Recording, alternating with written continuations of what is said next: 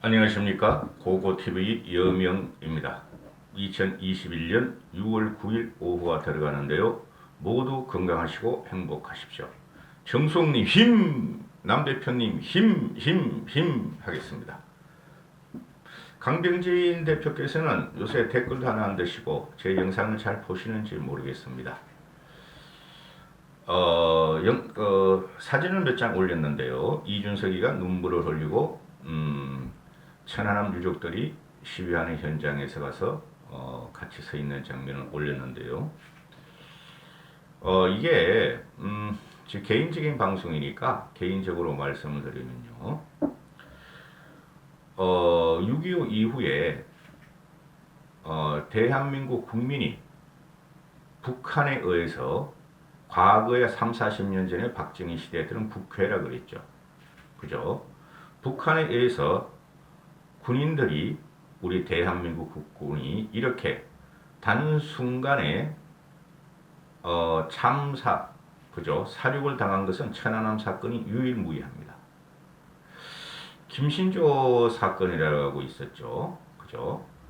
청와대를 깨부시러 왔다 하면서 북한산을 넘어올 적에 그 전에 대부분 사살되고 군인은 싸우다가 그래도 북한 그 공비들하고 싸우다가 전사를 했는데 이거는 잠자다가 당했어요.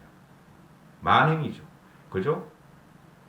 이런 거는 천안함 사건 같은 경우는 그저 선전포고도 없이 어뢰로 그죠? 기습 공격에 의해서 대한민국 국군을 침몰, 사살한 사건이기 때문에 이건 전쟁이 가능했었죠. 당시에 전쟁의 위기까지 갔지만은 그렇죠. 그러나 국제적인 역학관계에 의해서 미국이나 일본 또는 중국이 개입을 해서 막았죠. 저는 그때 전쟁을 했어야 한다 하고 생각을 해요. 그러면 현재 북한이 저렇게 핵을 지금 수십 발, 수백 발을 가지고 핵무기를 우리를 갖다가 위협하고 우리를 인질로 잡지는 않았을 겁니다.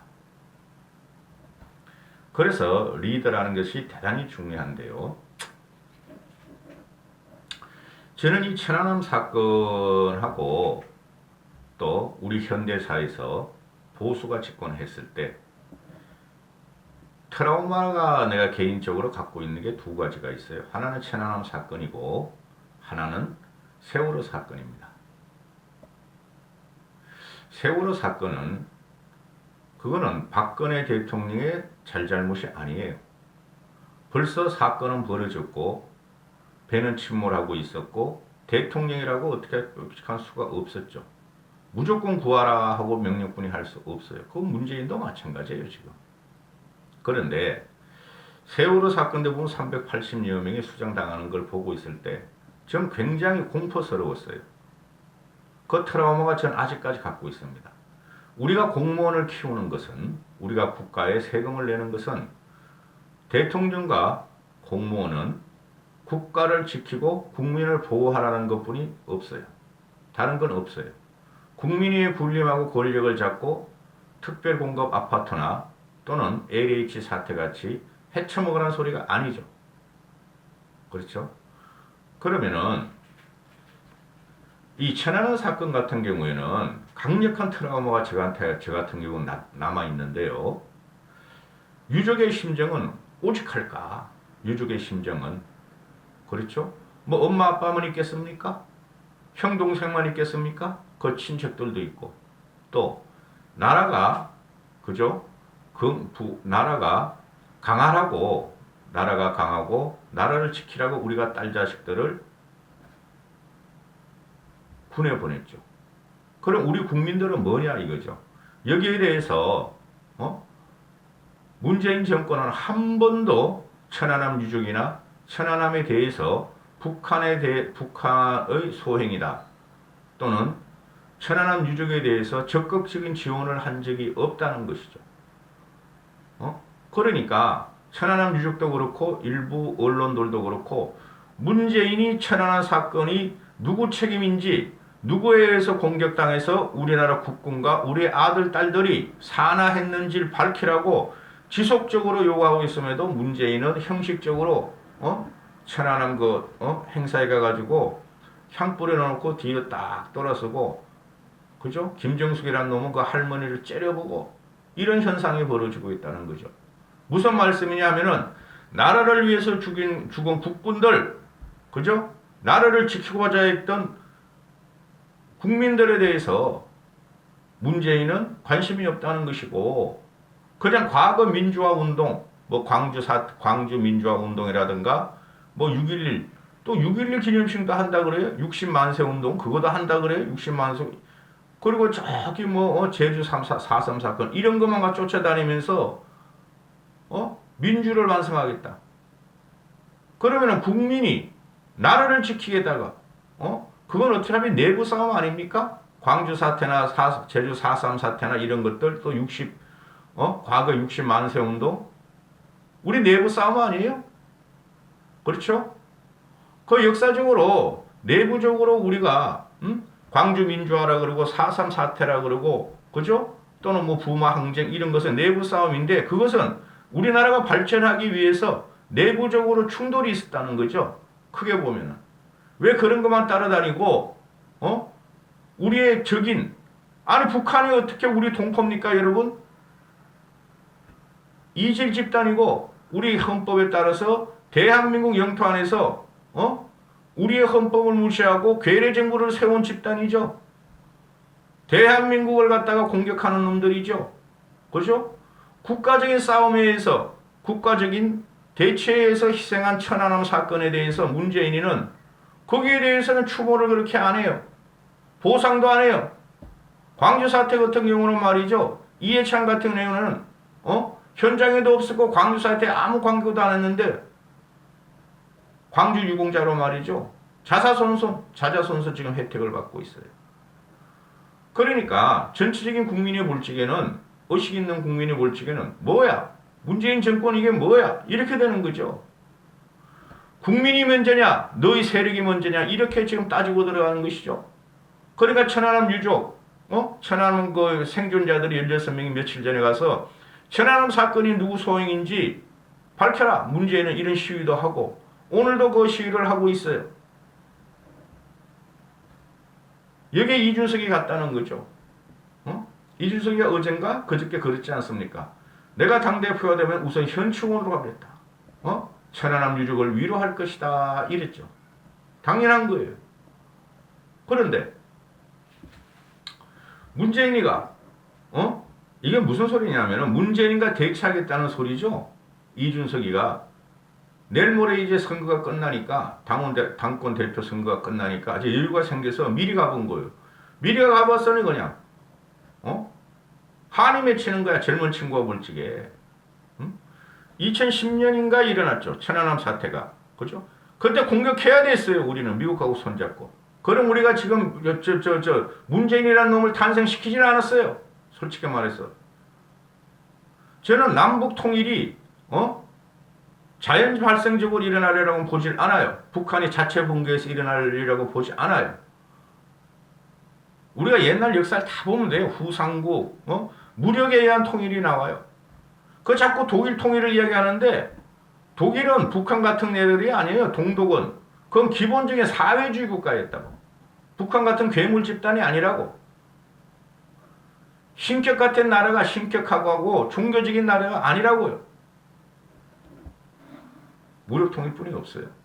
흡수 통일, 무력 통일뿐이 없어요. 무너지는 게, 아니 김씨 똥돼지들 왕조가 지금 4대째 가려고 그러는데 정은이 다음에 또 한 명을 키우고 있나 본데 그 왕조지. 국제적인 거, 국제적인 역학관계, 국제적인 질서, 그건 미국한테 맡기면 돼요.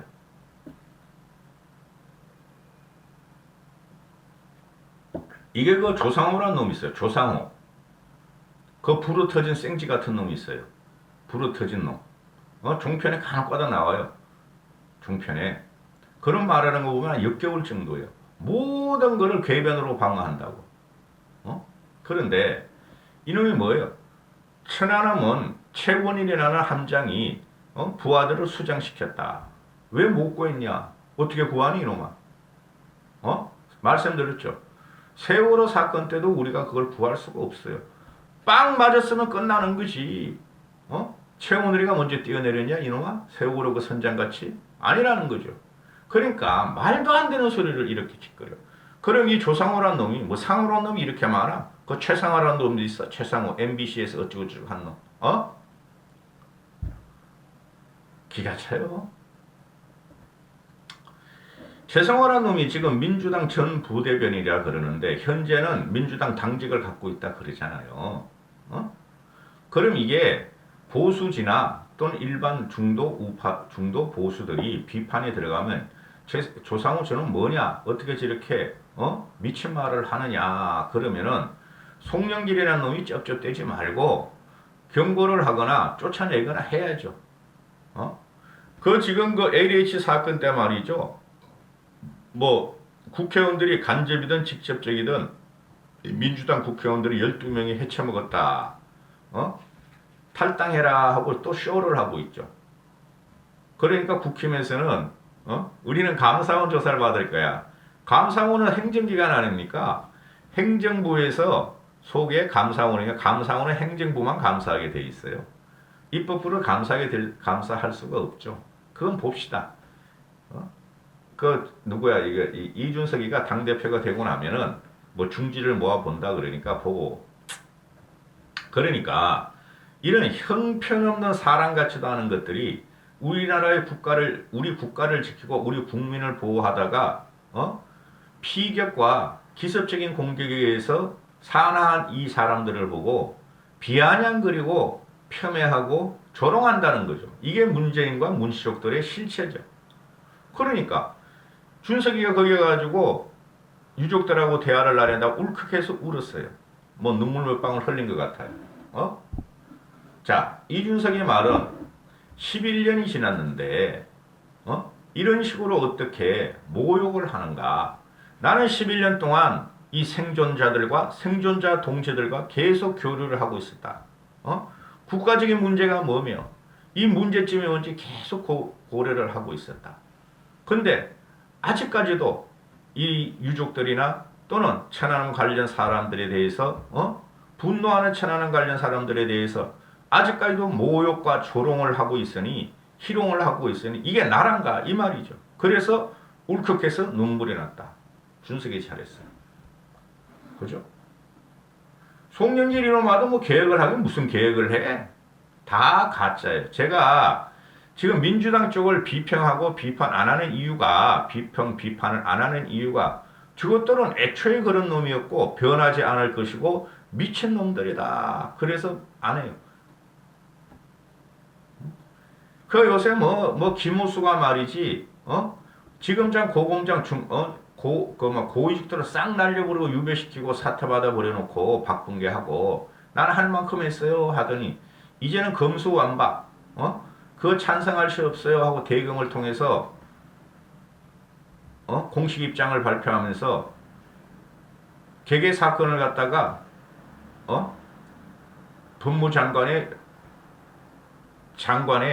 승인을 받을 수 없다 미리 이렇게 하니까 야 김호수가 또 박범계를 치받았다. 김호수가 말이지 문재인 정권의 검수 완박에 대해서 반박을 했다 그러는데 이럴 때 그거 틀어야 까라 이렇게 합니다. 다 쇼입니다. 문재인이 물러나지 않는 한 안 바뀝니다. 이런 이야기 저런 이야기를 하게 되면은 내가 스트레스 받아서 못 살겠어요. 뭐 해결책이 보여야 하는 거 아닙니까? 문재인을 쫓아내는 게 해결책이에요. 9개월 남았습니다. 정신 차리십시오.